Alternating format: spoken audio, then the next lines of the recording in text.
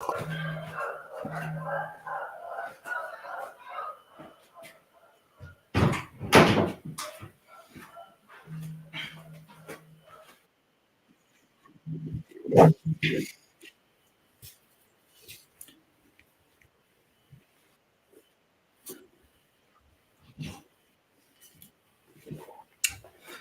is up? What is up? What is up? What is going on, everybody? Happy Sunday. Wanted to jump on and share a little bit. We got the challenge kicking off this week on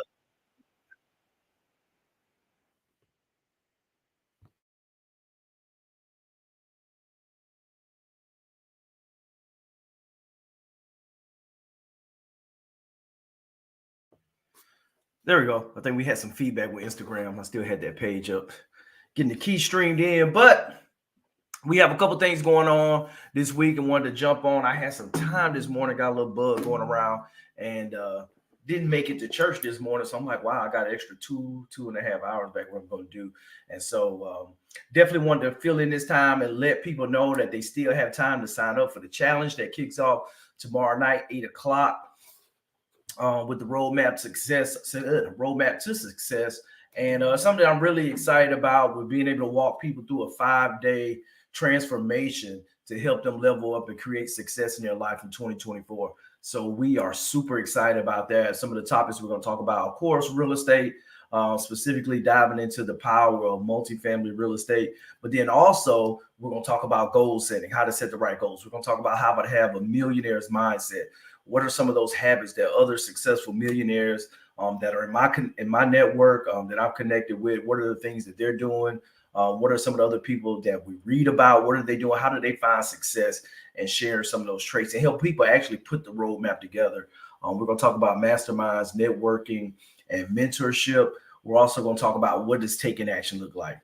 And at the end of the week, we're going to walk through and everybody's going to have that set roadmap for 2024 to define success for their life and have it now. All they have to do is just go, be held accountable, and execute and make course corrections along the way. So I'm super excited about that. So if you hadn't signed up yet, it's all going to be going down in the Facebook group. So you can sign in, you can watch the recording. If you're like 24 hours behind, you miss a night, jump in, knock out the homework, because this is going to be a challenge. You're going to have homework. There is going to be some commitment that needs to be done in order to get the full transformation. So I'm excited about that. For everyone that's actually signed up already, for the feedback I've already received with people just sharing their excitement, they're glad about it, because this is something I actually go through at the beginning of the year with my clients, but then also something that we're incorporating whenever our clients on board outside of just the beginning of the new year for my multifamily coaching clients in order to set their business goals. But in this week, we're actually going to talk about financial goals, real estate goals, relationship goals, and just overall goals that people need to set for their life. So I'm super excited about that. So make sure you tap in for that. Today, however, I'm going to be talking about the 7 foundational pillars of wealth. And what does that mean? One of the things that a lot of times we talk about and we really, really get infatuated with is wealth. Wealth. Everybody's talking about wealth. If you're watching live today in the chat, definitely drop where you're dialing in today from, where you're watching from. Just kind of see where people are at. And one of the things that I wanted to talk about this morning was just kind of go through this presentation. I put it together a while ago. One of the individuals that I follow, I would say a mentor by far, he's no longer living right now, but Dr. Miles Monroe. And like just going back and consuming his content and just reading his books and things that I've seen, it's like, wow, and the concepts that he presents from a biblical perspective as well too has really impacted my life in a way with how I approach the family, the business, and everything in between. All right, we got somebody in from Louisiana. Welcome. Make sure you guys share this out with anybody that you know that may be live on Facebook or whatever platform that you're watching. We're going to go through these 7 foundational pillars of wealth and just kind of walk through. But this is something that it stuck with me over the years, and kind of going through. One thing that you will find out, we're talking about the 7 foundational pillars of wealth, and you won't hear me say the word money. And so that's kind of taboo to some people, that how can you talk about wealth and not talk about money? And it's one of the things that you see right now in society, that you have so many people that may have a lot of financial gain, they're well off financially, but they lack wealth in some of these other areas. They have financial wealth, they have monetary wealth, but they may not have wealth in some of these other areas. And you start to see that in their lives. Whereas that now they don't have that holistic approach to wealth, because you can have a lot of money, but you can still be poor in wealth. And so that's the things we're going to talk about, some of those different areas that build that foundation of wealth, because we know money is just an amplifier. It's going to amplify whoever you are. If you suck at relationships before you get money, you're probably going to suck at relationships when you have money. If you're a horrible person poor, then you're probably going to be a horrible person when you get money. And so that's the thing that we want to look at, is like, okay, what are those foundational habits, those foundational attributes of wealth that we all need in order to be rich in life? And so you must be rich in all 7 of these areas. I believe, when I ran across this concept in these different areas, you thought about it, and I look back at my own personal life, I was like, well, yeah, got there, need to bolster some areas here, being more active in some of these areas in order to get a well-rounded life. And so this is one of the things that I wanted to kind of kick off this week. This is more so for my clients, for the people that's coming in this week, that we're diving in to the success roadmap. And we're talking about success because we're going to be talking about how to build wealth from a financial standpoint, but we're going to be talking about a lot of other foundational things this week. And so I want to kind of kick this off as the foundation for everything that we're going to do in the challenge this week. So the first one goes without a shadow of a doubt for me, is the spiritual wealth, that it being number one, we all have to be rich towards God. And what does that mean? You got to have your spiritual life in order. For me, it's Jesus Christ, being a Christian, being a man of faith, and knowing that there's a higher power above me drives everything that I do, everything that how I move in between different situations, whether it's dealing with other businesses, dealing with other individuals. And the Bible says, what is the profit of man to gain the whole world and lose his soul? And so that's one that kind of sticks home, that always, kind of holds me accountable, is how am I showing up in the world? Am I being the type of person am I putting money over everything in my life?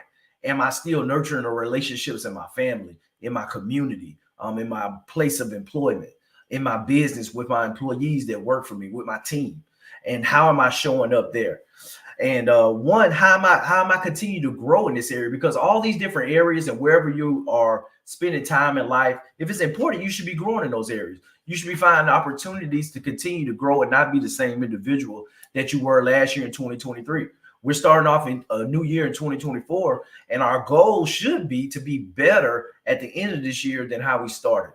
And so one of the things that we do is we study. And so in this area, or this pillar of wealth, we study, for me, is studying the word, understanding, hey, iron sharpens iron. How do I get better at my trade craft? How do I become better spiritually? Is by immersing myself in the word and being able to study.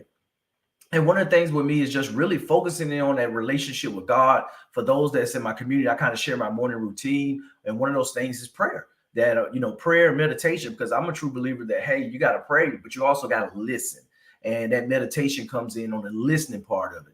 And so building an authentic relationship with God is by far the number one pillar when we start talking about building wealth in life. Number 2, soulical wealth. How do you develop your soul? God gave you a brain to develop. For those that don't know, your brain is a muscle. I'm going to say that again. Your brain is a muscle. What happens to muscles if you don't train them? If you don't go to the gym, what happens to your biceps? If you skip leg day, what happens to your quads and your hamstrings and calves? That's right. They atrophy. They get smaller. They become less strong. And guess what? When you get weaker, you become susceptible to attack. Guess what? If you're not feeding your brain, if your brain isn't strong, if you're not strengthening your brain, guess what? Your brain is susceptible to attack. What can attack your brain? Anything that's not, for me, that's building you up. So if it's not positivity, it could be individuals that are toxic, toxic conversations, toxic content. It could be toxic, words that you're reading, books that you're reading, whatever it is that you're pouring into your mind. That it could be taking you the opposite direction of where you want to be in your life with being successful in your goals. So God gave us a brain to develop. Just like the hard drive, you go buy your MacBook. Guess what? There's nothing on the hard drive. It's empty. When we come here on this earth, our brain is empty. When you look at an infant child, everything that they have to be taught. It has to be ingrained in them. And so that's one of the things that, we look at. A kid is a blank canvas, and it's beholden onto the parents to be able to bring them up the proper way, to give them that foundational knowledge that they need in order to live a successful life. And it's no different than right here with the soul. We're being able to deposit the right information in our mind. It goes a long way with us building solical wealth. When God asked Solomon for whatever he wanted, he asked for solical wealth. He asked for wisdom. He wanted knowledge and understanding. He wanted to be able to be a wise ruler. He asked to govern God's people and be a righteous leader. What does that mean for you today? That I think one of the things that we focus on money, way too much. That there's some things that are priceless that we have access to that we just need to ask. We just need to seek it out. And so that's one of the things that we focus on, that, being able to have your will, your emotions, your soul in a place where you can show up as a productive citizen of the world. And I think one of the things here, you can see the third sub bullet there, that it says you can get money, but you have to have the intelligence to invest it, the knowledge to multiply it, and the wisdom to build wealth with it. That's it. That, so many times we're saying we want to get this, but it's like, okay, what are you doing? What are you learning? How are you going to get there? Who are you serving? How are you going to show up and add value to other people's lives in order to command the money, or command the exchange of money for the value that you're providing this world? And so that's one of the things that we focus on, that we're building out that solical wealth. We're being able to amplify that pillar in order to build long-term overall wealth. Physical wealth. This is a big one for me. One that I focused on a lot in 2023. I had my goal. I ended up hitting 175 workouts. I joined a camp. I joined a group that allowed me to be accountable. Shout out to my wife, Melissa. She took the leap of faith to step first. And I saw the results that she was getting, the dedication that came with it, with aligning with the group. It's no different. When we in the military, we normally, PT, physical training, is one of the things that it builds camaraderie in the service. But I'll tell you, once you get up in rank and you kind of move into non-traditional organizations, where you're working with some other federal entities, things like that, where it's not as many military, you lose out on that camaraderie. And one of the things that always goes is PT. It's like, you go up, you show up for your annual PT test, and that's it. And you don't put your physical training uniform back on again to that time next year, unless you score low enough. Then you have to do your test again in 6 months. But other than that, it's beholden on you to show up, know what's required of you, and figure out how you're going to meet those requirements for that test whenever they show up 6 months. And so for me, it's like, okay, I can go in the gym and work by myself, but it's a lot funner to do it with a lot of people. So I aligned with the group. We joined Burn Boot Camp, and the rest was history. And it was phenomenal. But you need to be rich in physical health. 3 John 2 says, I wish above all things that you prosper and be in good health, even as your soul prospers. Like, too many times we focus in on materialistic stuff and, get money, no sleep. We're all in that, you want it as bad as you like to breathe. But a lot of times we neglect our bodies, that you see, heart disease, obesity. We're not taking time to go and work out. And I know it's hard. If you're working 2 jobs, the last thing that you're looking to do is trying to go find time to go get in the gym. Or, if you got, multiple kids, they got their own schedule.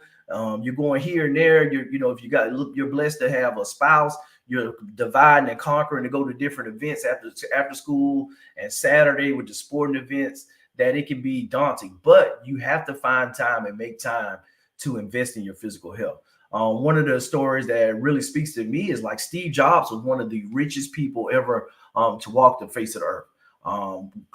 Great impact across the world. He gave us, Apple, worth hundreds of billions of dollars, but he passed away from pancreatic cancer. He had wealth in all these areas, but he didn't have physical wealth. And so that's one of the things that we have to do. That if your body is not in tip-top shape, then you're poor. You're poor in health. You're poor in wealth. It's hard to be able to go for an extended amount of time if you're not taking care of your body. So that's one of the areas that you must focus on in 2024 in order to be wealthy, is to have your health.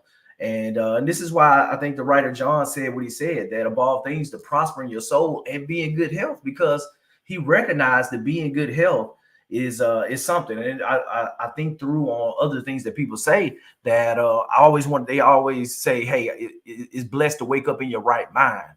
And until you see somebody or know somebody that's not in their right mind, or somebody who doesn't have their right mind, wow, you take those things for granted. So we all have a lot to be blessed about and appreciative of right now, just from being in health, being able to have our soul right, to focus in on those things that you can't put a price on. You can't put a price tag on these things. So one of the things that we focus on, and we tell people to focus on, is that, hey, you got to eat the right food, you got to exercise, you got to bring in the right things in your mind, the right books, the right videos, and you got to get sleep. That you can't neglect yourself. You got to be able, because guess what? You only get one shot at life. You only get one body. And if you screw it up, then it's going to be a long ride for the days that you do have left. Social wealth. We were not put on this earth to be lone rangers, to do it by ourselves. I know I was one of the biggest proponents of get it out the mud, solo entrepreneur. Can't nobody do it better than I do it. And I couldn't be anything more than wrong. And but there was an area of growth for me, with being able to understand that you have to be wealthy in friendships, relationships with your family, friends, and with other people in the environment. And if you don't have friendly people, or if you don't have people that you want to befriend in your environment, then change your environment. And that's one of the things that we're going to talk about next week. We're going to dive in on this one big one day, where we talk about mastermind groups, relationships, and mentoring. Drop in the chat if you're part of any mentorships, mastermind groups. We literally, I was upstairs getting ready for this and just chit chatting with the wife, talking, and I'm like, hey, we're trying to figure out, one of our mastermind groups, they have an event in Naples, Florida, February 4th through the 6th. I'm like, do I really want to go? Are we both gonna go? Am I gonna go? My birthday is February 4th. Shout out to the Aquarius. I'm like, it's one day. Is it worth it? All right, I gotta travel there on Sunday. Then we're gonna meet from 9 to 2. Then have dinner that night. Then you can stay Tuesday, play golf if you want to. And I'm like, the time commitment to get there, get back. And then she said, but then you tell me that the conversations and the networking was gonna be really good. And I was like, you know what? You're right. And so I think that's the big thing, that being in the right communities, the right environments, the right groups. And I'm a huge believer that you could be in one room, one conversation could change your life. Because I've had a couple different conversations that have pushed me into different trajectories that I would have never thought of. But you need to be wealthy in friendships. You need to be around the right people. Genesis 2:18 says, then the Lord God said, it's not good for man to be alone. I will make a helper suitable for him. And so that's the thing that we got to realize, is figure out who you need to be around. That you shouldn't be isolated, because guess what? When you're isolated, you're vulnerable, but if it's 2 or 3 together, there's power, and that's what the Lord said. He said, with 2 or 3 gather in my name, he'll be in the midst. And so you need that person, that wingman, we call it in the Air Force, that always has your back. You never want to be out there a lone ranger, whereas that you're kind of just fending for yourself. You're trying to figure it out for yourself. You need to have that community around. You need to have that group of friends or brothers that you can lean on when you get into different situations that you can call. Because I'm a true believer that iron sharpens iron. You are poor as the friends you keep. You need, hey, I tell people all the time, we talk about this, your network is your net worth. And so you need to make sure you're around people that are doing things that you want to do, or maybe already achieve things that you want to achieve in order to be successful. One of the things that speaks to me with the social web, your relationship with your spouse, that if your marriage isn't healthy, you need to focus on it. You're poor. You're not wealthy. You're poor if you haven't bolstered those relationships. You haven't refined those relationships. So that's something that you need to work on this year.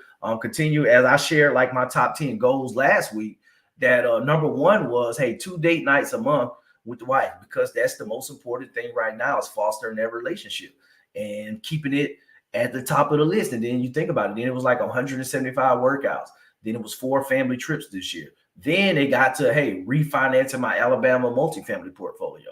And then just started going through helping 1,000 people find success, with us stepping out with the challenge next week.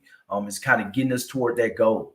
If your marriage isn't healthy, then you're poor. Then you're looking for ways that you can improve social well, join groups, align with like-minded individuals. Almost goes without saying, but we're going to talk about some of the different mastermind groups. I'm going to share stories and how it improved my life being parts of certain groups. We're going to have other people that share just the impact that they've had by just aligning with like-minded people when they hadn't always had the opportunity, or they hadn't always had it at top of mind or an emphasis to be able to align with other people. One of the big things that I always tell people is like, you don't always need money. It's not always about the resources, but how about you become resourceful and not focus on the lack, but focus on what you do have and how you can leverage that to benefit someone else.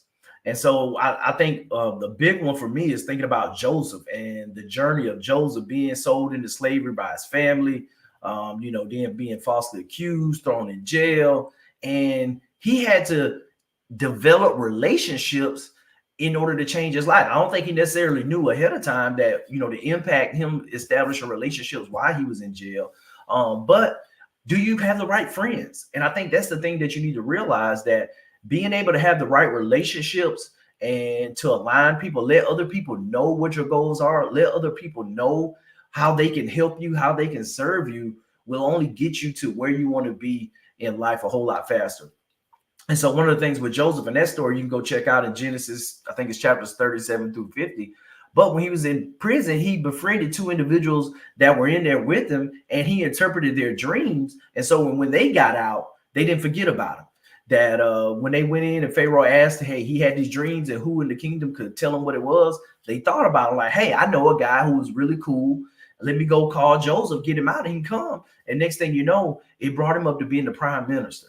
From just being able to add value and having the right friends and relationships, because it's not always about who you know, it's all about who knows you. A lot of times, because I've gotten a lot of phone calls from people I didn't necessarily know that reached out to me because they knew of me. One thing for thought is, do you know the wrong people right now? Do you need to know more of the right people? If so, you need to make that happen. You need to make that one of your goals this year as you move forward. Influential wealth. I really like this one with being influential.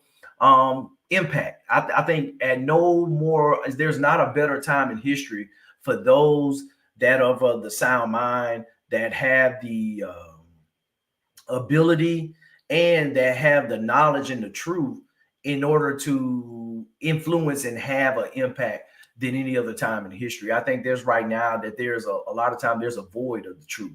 And you got to be wealthy in the capacity to change the world. That we all look at what's going on, we complain about what's going on, but like, how can we be the change? How can we impact the area of our influence? Because we all have influence. That whether even if it's just your family, your immediate family, but the extension of your family, you have influence. You should have influence. You should want to have influence, because it puts the onus on you to show yourself approved, to be one that, hey, I'm working on my trade craft where I can be someone, to be a leader that other people should follow, to kind of always have you, not to have that monkey on your back, but you want to be the best leader that you can be. And so that's the thing that you understand, that you got to understand the confidence that you need to have with being able to be someone of value, because you're showing yourself approved. You're doing the professional development. You're pouring into yourself, and then in return, you're able to pour and impact you pour into other people and impact their lives. Family, community, and church are some of the 3 areas that came to mind for his influence. But there's countless of organizations out here that you can influence, and there's different levels to it. And so look around and see, hey, where are you able to influence in a positive way? And the big thing goes back to your name. And John 14:13, John says, whatever you ask in my name, that I would do, that the Father may be glorified in the Son. He said, use his name. And, and that's the thing that I think through, is like your name, the power of your name. A lot of times when I talk about in real estate, it's like you go out and mow your lawn, because guess what? Your name's on the mailbox. because it's a representation of you. And so he didn't say go to the Father with your own personal name. He said go with my name because his name meant something. His name means something. And it's the same thing with us. Our name means something. And the thing is, it's like, okay, how do you become the best CEO of your last name? How do you go through and make your name good? And how do you go in and use it for positive influence, for positive change? It's the same thing like with my t-shirt, with my brand. The military CEO is a name. It's a brand name now. And it means something to me when they say the military CEO. Is like, hey, it stands on my ability, my service as a veteran, but then also my journey as an entrepreneur and as a business owner, and being successful in that space towards being the military CEO and letting people know that, hey, you can be active duty military and still run successful companies and build wealth while you're doing it at the same time. And so that's kind of where that brand came from, but it's the name. And so is your name good? And if your name isn't good, what do you need to do in order to make your name good and continue to grow your name and move forward? So that's influential wealth. Community wealth, a little bit kind of like social wealth, the social wealth, but it's more focused outward on externals, maybe people that you don't know. With the community wealth, that you're looking to try to improve the lives of others. If you can give other people what they want, then guess what? You'll develop wealth in the community. If you're able to solve other people's problems, you will become wealthy. You think about it, the iPhone, it solved problems. People want to be connected. The iPod, people want to have, it gave access to thousands of songs in your pocket. Think about it. Your house, it gives you shelter. The impact of it. You think about your car, it gets you from A to B. And then if you get a really nice car, it gets you there in a little bit of luxury. But the thing is that you have that community wealth. It comes from ideas and being able to solve problems. But the big thing is that when you start talking about the impact and impacting other people's lives, that going to different people's funerals and you read the obituary, they don't talk about how much money you left behind or how much money that you had and how much you paid for your house, how big your real estate portfolio was. They talk about the impact that you have. That it's not about what you saved, it's about what you gave when you're here on earth. And so that's everything that the community wealth goes into, is like, what are you giving back? How are you pouring back into the lives of others? How are you helping change other people's lives? And your obituary is your community wealth that you gave. And so if you weren't one that was, impacting people, then you'll know it. There won't be a lot of people standing up saying, yeah, this person did this for me, that person did that for me. My life wouldn't have been the same if this person hadn't poured into me and impacted me. And so that's the biggest thing that you do. What are you doing to leave your mark on this earth? Is your community wealth and giving that impact. And then the last one is generational wealth. Focusing on becoming wealthy in generations. The Bible says in Proverbs 3 and 22, a good person leaves an inheritance to his children's children, but the sinner's wealth is laid up for the righteous. You're wealthy if your grandchildren are benefiting from the actions that you're taking right now. That was one that my mom was huge on. She was all about her grandkids. She had wrote letters to her grandkids even before they were born, just to let them know the impact that she wanted to have on their life. And she set the framework for that with the insurance policies, the things that she did for them to set up for them long term, the handed down land to them. That's a whole nother one in itself. And but that's the thing that you got to do. You got to be able to look further. You can't just be a consumer and focus in on everything that you're producing right now, that you're consuming it all, that you're looking forward to being able to hand it off to the next generation. That's the same thing now. And I tell people, it's like, hey, the decisions that I'm making now, I'm impacting my kids' kids. And my kids, they're nowhere near the age that they're going to be having grandkids. But that's the decisions that I'm making. That's the goals that I have and the vision that I have, that, hey, how do I make this decision? I'm looking like, hey, okay, how does this look 10 years down the road, 20 years down the road? Okay, is it still a good decision? And that's what it's all about, inheritance. Because I tell people all the time, if you're not buying assets, then you're going to always be someone else's asset. I'll say that again. If you're not buying and owning assets, then you're always going to be someone else's asset. And guess what? And if you don't know if you're someone else's asset, then you probably are. I can tell you right now that you are. And, whether it's just a W-2 job, hey, I'm an asset of the U.S. Air Force. But guess what? The U.S. Air Force, they pour into me just as much as I pour into them. And so with the leadership, the responsibility, the experiences that I take, guess what? I translate that over into business, into my investment company, into my coaching company, being able to impact other people's lives through that. And so that's the thing that you got to realize is like, okay, you got to have a strategy and plan for your life and understand, how am I adding assets to everything that I'm doing? How can I become a better asset?